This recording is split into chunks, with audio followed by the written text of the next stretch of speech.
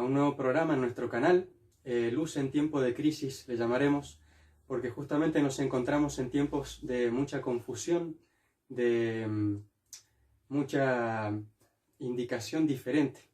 En un mundo tan globalizado necesitamos luz para poder iluminar estos tiempos, y es la luz que nos da Dios, es la luz que nos ha dado la Iglesia durante tantos siglos.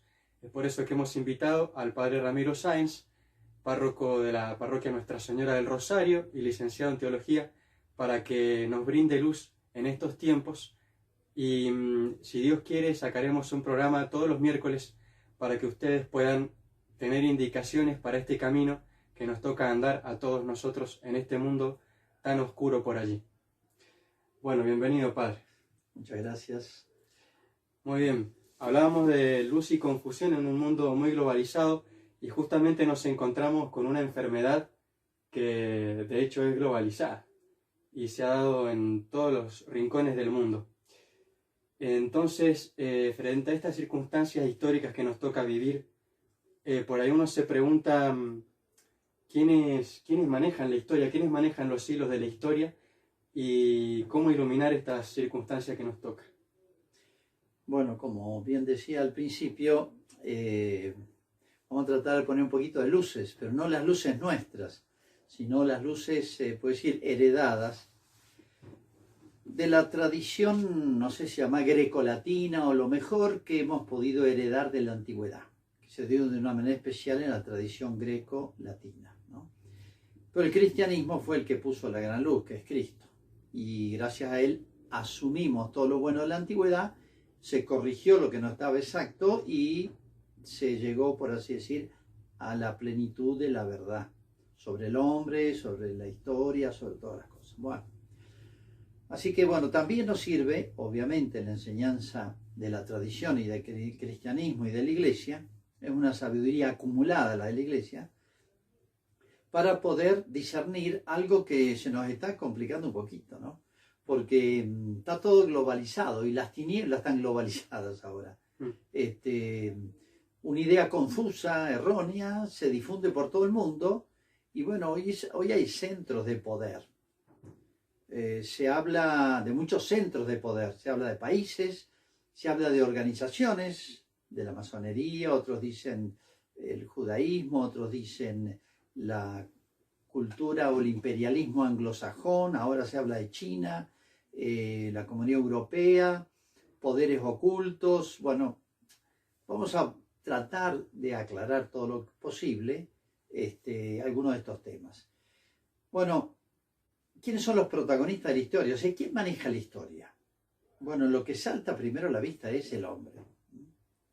Y enseguida hablamos de el hombre no solo, no es una persona sola que va a manejar el mundo con ningún poder ni mental, ni militar, ni político, sino organizaciones, sociedades, culturas, naciones, imperios, etc.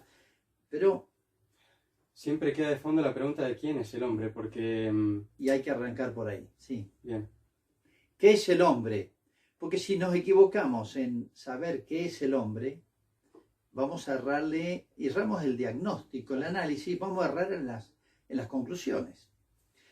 Bueno, yendo a lo que decía al principio, que el cristianismo heredó de la cultura antigua lo mejor, y bueno, tomó de la cultura griego y latina nociones muy importantes sobre el hombre, sobre todo el concepto filosófico de materia y forma, que nos ayudaron a explicar muy bien la relación entre el cuerpo y el alma, lo corpóreo en el hombre, que es indiscutible, y lo espiritual. ¿Qué es lo espiritual? ¿Qué capacidad, qué potencia, qué posibilidad tiene la naturaleza espiritual del hombre? ¿Cómo se une lo espiritual con lo corpóreo? No es fácil expresar esto en palabras exactas. Bueno, no vamos a hacer un tratado de filosofía, sino simplemente que la tradición cristiana resolvió este tema bien, hace miles de años. Hay una unión muy íntima entre el cuerpo y el alma. Ya lo habían vislumbrado los antiguos, antes de Cristo, hablando de materia y forma, unión sustancial, o sea, unión vital, armónica, no hay conflicto entre el alma y el cuerpo. Padre, ¿y por qué es tan importante distinguir entre el alma y el cuerpo y su unión cuando uno tiene que iluminar al hombre? Y sí, para ver por qué es la historia, sino la proyección de lo que el hombre es y hace. Bueno, uno dice, bueno, qué simple esto, decir que lo corpóreo y lo espiritual en el hombre están íntimamente unidos. Sí, están íntimamente unidos. El Génesis lo cuenta con un cuentito, pero genial. Dice que tomó el barro de la tierra, sopló Dios como diciendo, sacó algo de adentro, que es lo espiritual, y ahí salió el hombre, que es un ser uno, armónicamente y funcionalmente, vitalmente. Somos una unión muy íntima de alma y cuerpo. Bueno, la Escritura usará una palabra que ya vamos a explicarla y sacarle todo el fruto, que es el hombre es imagen y semejanza de Dios, porque ese espíritu es capaz de dos operaciones importantísimas, que es conocer y amar. No al modo como conocen y aman, digamos, los animales, sino de una manera superior. Pero bueno, el mundo moderno ha desequilibrado este difícil equilibrio y este sabio equilibrio que había descubierto la tradición grecolatina y el cristianismo había confirmado y perfeccionado. Y explicado cosas que la antigüedad no pudo explicar, que ya lo veremos. Pero bueno, especialmente, desde el siglo XVI más o menos, XVII, se va profundizando un error en la percepción de la unidad del hombre.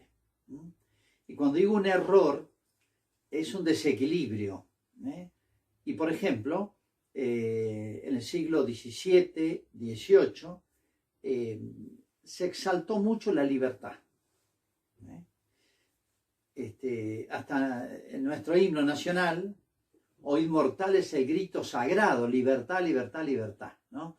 Bueno, toda la humanidad, toda la historia ha hablado de que el hombre es un ser libre, eso nunca lo hemos desconocido. La sociedad nunca desconoció esto, pero ¿qué vea de nuevo en el siglo XVII, XVIII, vinculado a este movimiento, esta corriente de pensamiento se llama la Ilustración, vinculado a la Revolución Francesa? ¿Se acuerdan ustedes? Libertad, igualdad y fraternidad. Libertad como si fuese un hallazgo del siglo XVII, XVIII.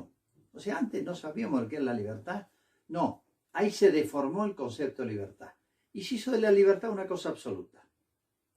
La libertad no es absoluta.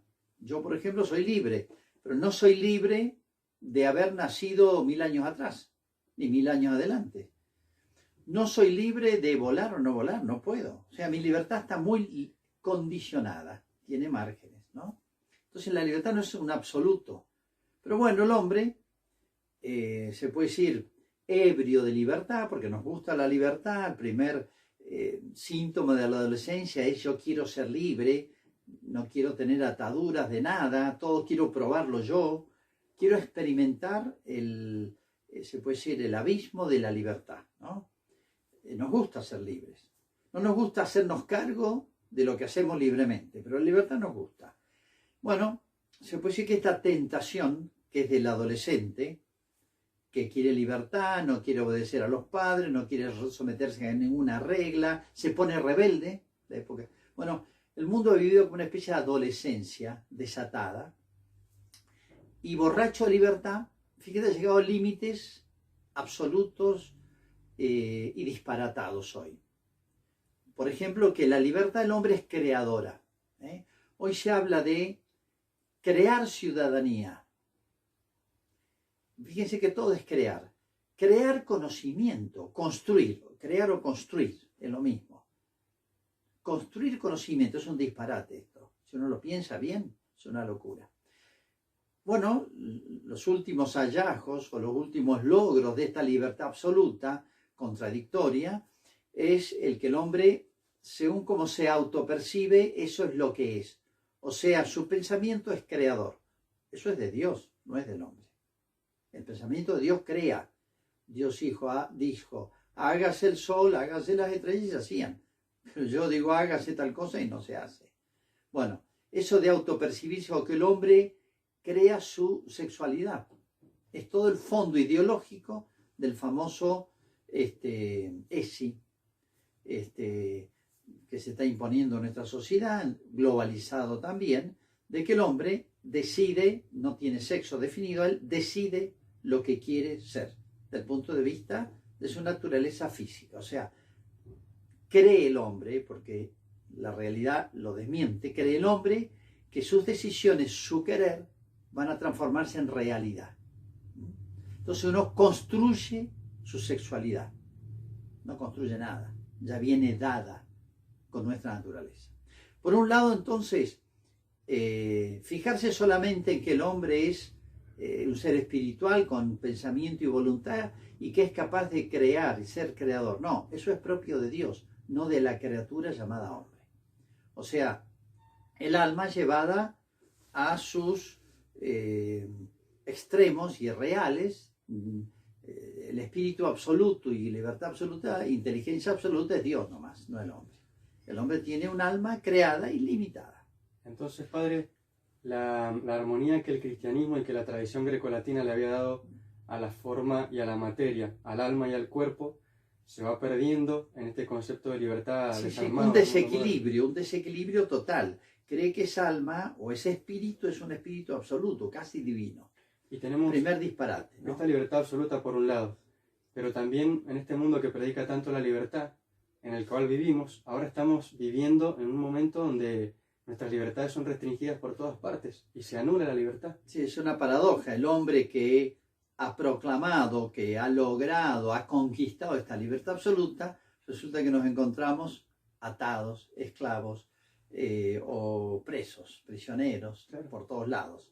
Es una paradoja. Pero la paradoja es más profunda porque paralelamente a ese concepto de libertad absoluta, nace toda una corriente de pensamiento filosófica, ideológica, o como quieran llamarlo, pero que niega la libertad, que equipara el hombre al animal y que se llamó el positivismo, que dice que solamente existe lo que puede ser percibido por los 5 sentidos, que no existe más que lo corpóreo, lo material.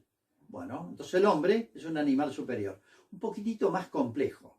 De ahí vienen todas estas teorías de que el hombre viene del mono, que sería una especie de mono un poquito más avispado, un poquito más inteligente, un poquito más complejo. Así como hay distintos niveles de vida de la planta al animal, bueno, el hombre sería un pasito más superior a los simios, ¿eh? Pero bueno, siempre estamos dentro de lo puramente corpóreo y material. Bueno, esto ha sido dicho, no es una acusación mía gratuita, sino que ha sido expresado por corrientes filosóficas, curiosamente de la misma época en que nacen las otras corrientes llamadas liberalismo, de la libertad absoluta, ¿no? Eso tiene efectos en la economía, eso tiene efectos en la vida religiosa, en la vida social, etcétera, ¿no? La concepción antes enunciada. Bueno, pero también la corriente materialista. O sea que todo lo que el hombre hace se explica no por actos libres, sino por condicionamientos. Voy a hablar más en concreto. Por ejemplo, toda la corriente psicológica freudiana que emana y mama de estas fuentes sostiene que todos mis actos libres, voluntarios, por ejemplo, el amor, la amistad, el deseo de cultivar las artes, o sea, todos los actos libres, aún los más nobles y los más altos del hombre, los actos virtuosos, los actos heroicos, todo, nace de condicionamientos. ¿De qué? Del subconsciente o del inconsciente. Pero no nace del nivel de la conciencia. Y hoy, modernamente, esas teorías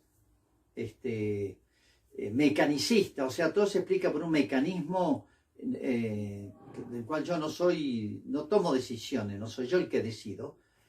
Hoy han aparecido varias corrientes con distintos nombres, se habla de la biodescodificación, o sea, todo lo que yo hago ahora, bueno o malo, se explica por vidas pasadas, por mi abuela, mi abuelo, mi tatarabuelo, mis ancestros de 100 años atrás, que tuvieron un problema, un trauma, una alegría, un shock de algo, y eso viene por los genes y explica por qué yo obro así o asá hoy.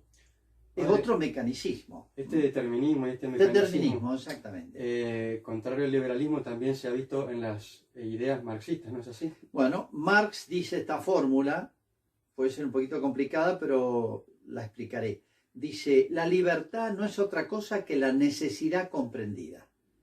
O sea, yo creo que soy libre, tengo la sensación psicológica que soy libre, pero yo todo lo que hago está condicionado por los sistemas económicos de producción. Y hay una lucha dialéctica entre los que poseen los bienes y los que son, por así decir, lo que llaman la dialéctica del amo y del esclavo.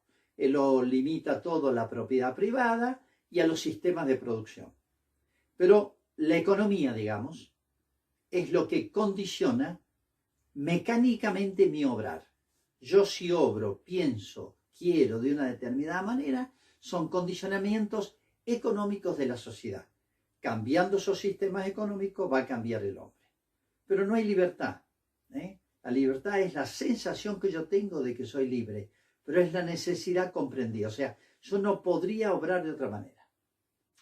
Y hay otros modos modernos, postmarxistas, pero marxistas en el fondo, o positivistas o mecanicistas, que, bueno, voy a poner un ejemplo muy gráfico y muy vivido en nuestra patria, que sostiene que todo lo que yo hago, bueno o malo, es condicionamiento social, más allá de lo económico, de mi historia personal, la vida que he llevado, etc.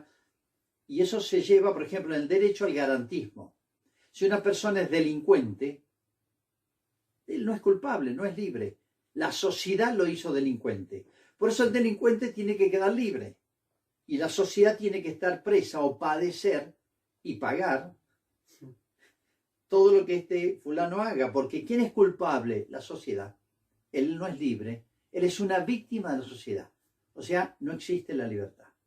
Bueno, si resumimos para no alargar, fíjate cómo cuando se desequilibra, el hombre es puro espíritu y olvida y niega el cuerpo, llega a un montón de errores que se pagan caros. Cuando se desequilibra por el otro lado, llegamos a negar lo espiritual en el hombre y es todo mecánico, material. Negamos la libertad. Curiosamente, los dos errores hoy se dan. A veces uno y a veces el otro. Y a veces conviven ambos en la sociedad. Por eso la sociedad vive llena de contradicciones, propuestas que en el orden educativo, en las escuelas de psicología, en la política, etcétera, a veces prevalece una, otra y se llena, vivimos un mar de contradicciones. Y es por no entender en profundidad lo que es el hombre, que es una armonía muy grande entre alma y cuerpo, un difícil equilibrio de entender y de vivir, pero que es una unidad íntima, sustancial, dirían los antiguos, ¿no? Pero bueno, con esto no terminamos de entender al hombre. Hay que comprender, por así decir, lo que nos ha enseñado la Sagrada Escritura, porque el hombre encierra un montón de misterios. Por ejemplo, el tema del mal. ¿Por qué yo quiero hacer el bien y hago el mal? Porque a veces rechazo el mal. Digo, está mal mentir y yo miento.